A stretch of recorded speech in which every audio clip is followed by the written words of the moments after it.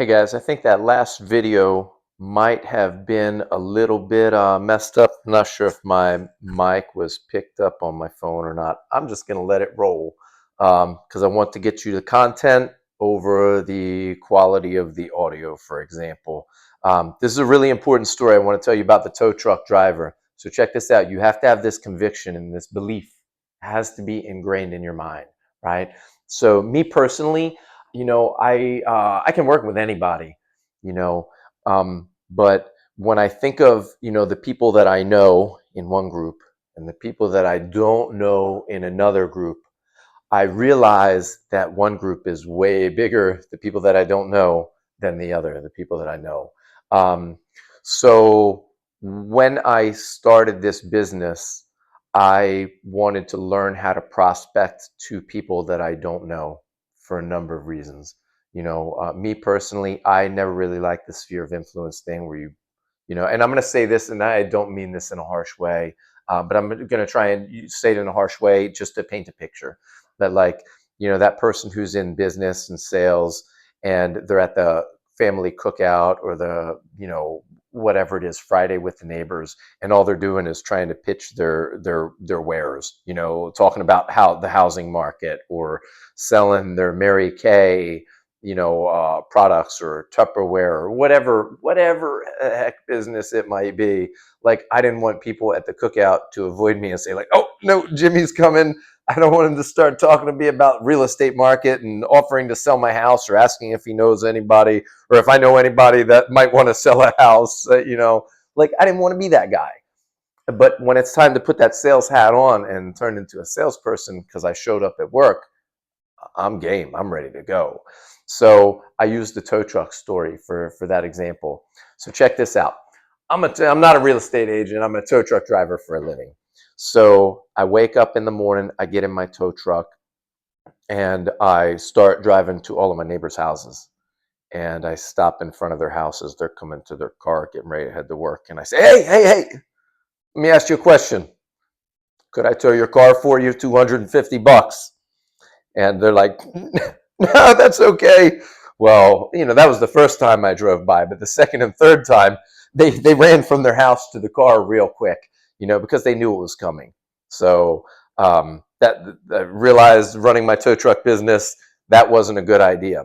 So I changed my business model up a little bit, and I realized that instead of driving around and borderline stalking my neighbors who didn't need my service, I would then venture to where people were at that needed my service. So I decided to just jump in my tow truck and I would do loops around the Beltway. Gas was really cheap back then. It was a long time ago I started my tow truck business. So I just decided to drive loops around the Beltway.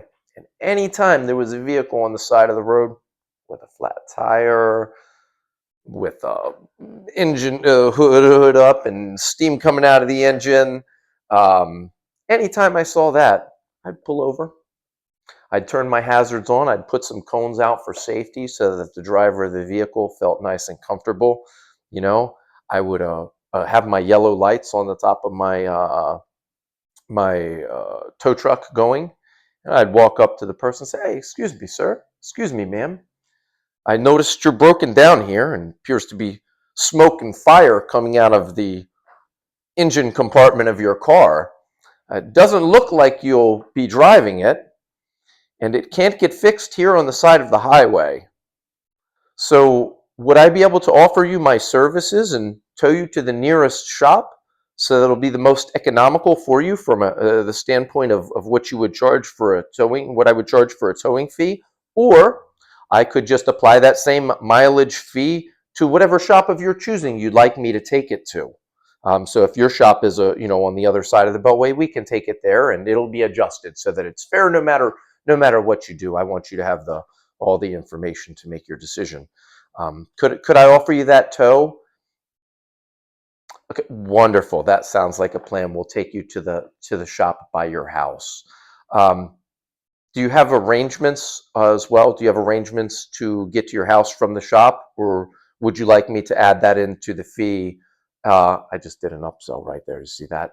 Or would you like me to add that into the fee? And I can take you there myself so we can drop your car off, make sure it's secure at the shop, and then get you home so that you don't have to worry about calling an Uber and waiting around after all of that. Let me know. What do you guys think? Do you guys think that driver with the flaming engine is going to take me up on my offer? Now, if my only prospecting time, we'll call driving around the Beltway the prospecting time.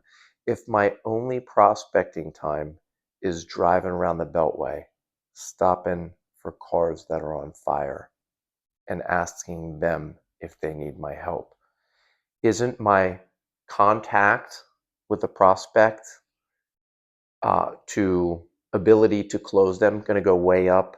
And there's a saying, you ready for this? There's another video about this. It's contacts equal contracts. This is why we win. So real estate's not football, but it is in fact a contact sport. The more contacts you make, the more contracts you make.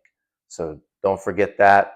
Make sure that you're prospecting on the high probability leads that you have, so that you get the highest probability for a yes for the time that you're putting into the prospect.